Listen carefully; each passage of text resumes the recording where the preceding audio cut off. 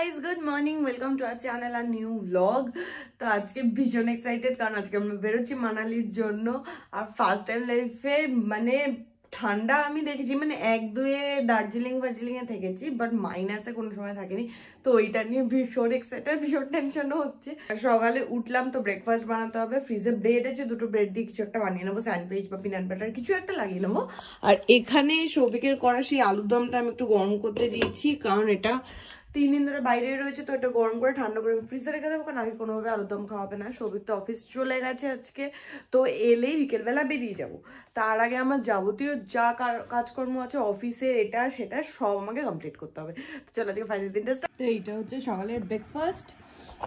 এটা খেয়ে আমি কাজে লেগে যাবো, কারণ আমার প্রচুর কাজ আছে। আবার কখন দেখা হবে আমি জানি না। 1:45 বাজে। আমার এই কাজ করতে করতে এখনো পর্যন্ত সময় পাইনি স্নান করার। এখন আমি স্নানে যাবো, গিজার চালালাম।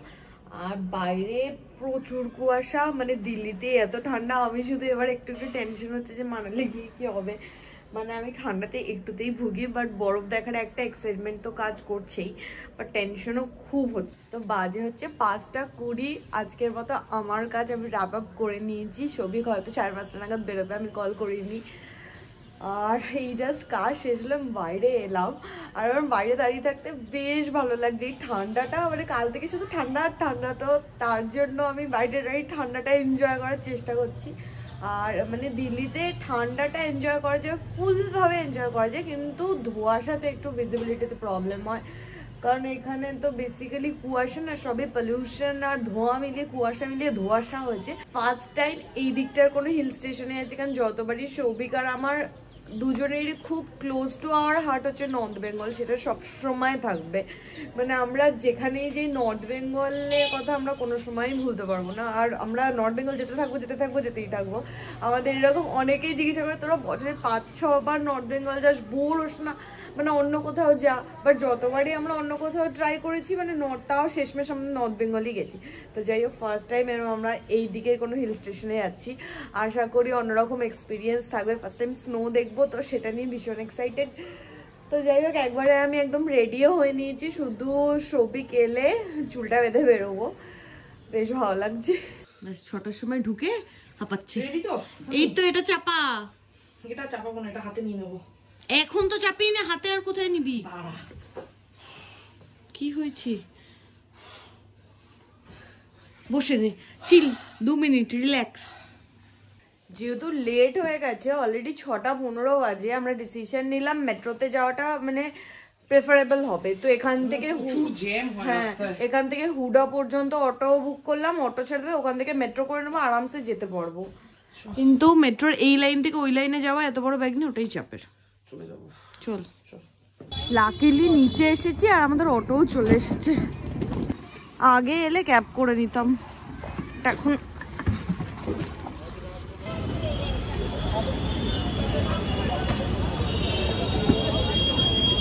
7:40 বাজে, আমরা কাশ্মীরি গেট নেমে গেছি। আমাদের বলছিল 5 নম্বর গেট দিয়ে বেরোতে। 7:40-এ?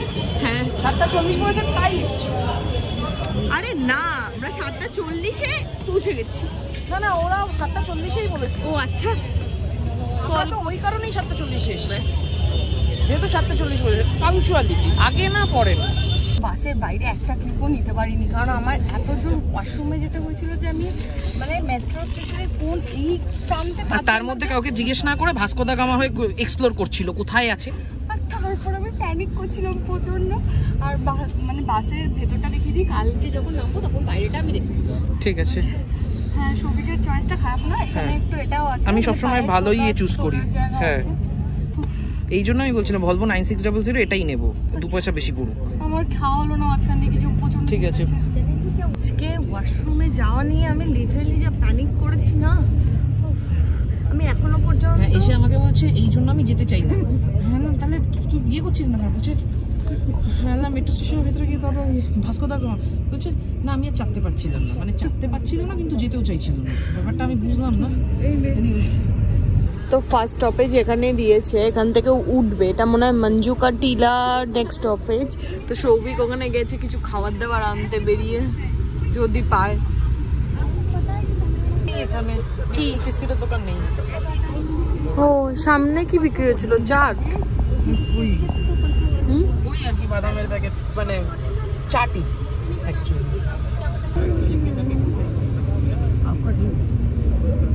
একটা তো বিস্কিটের প্যাকেট না দিয়ে এখানে পতঞ্জলির জল দিয়েছে, দিব্যা জল।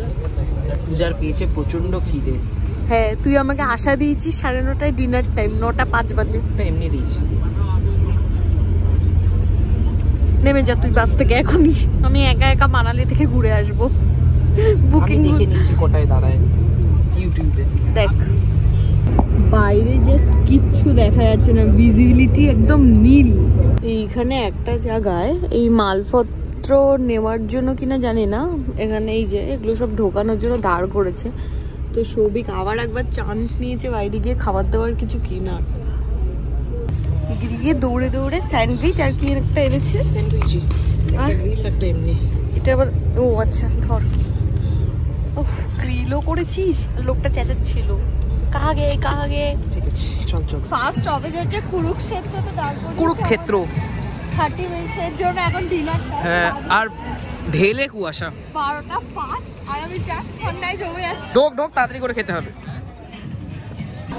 আর আমাদের যেখানটা দাঁড় করিয়েছে বসার জায়গাটা বেশ ভালো। টেস্ট অফ ইন্ডিয়া বলে এখানে 3-4টে মোটামুটি রেস্টুরেন্ট আছে, এখানে একটা ওদিকে একটা ওদিকে।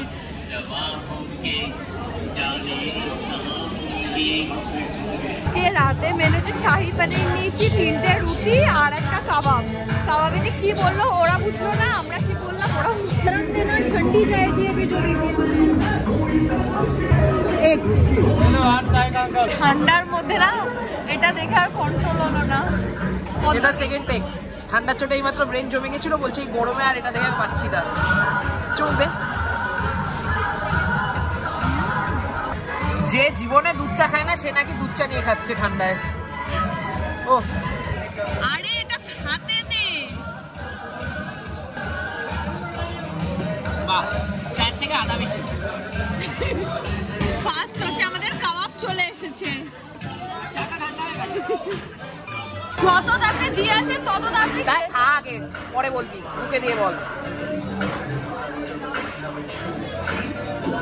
এ তো কাবাব নিলেই হয়ে যেত না শুধু একটা। ঠান্ডা হয়ে যাচ্ছে।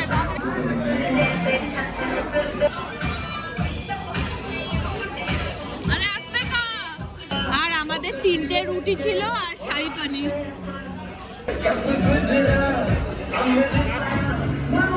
খেয়ে দেখ জলদি কেমন টেস্ট। একটা দিয়ে খা। আরে গ্রেভি তো নেবো।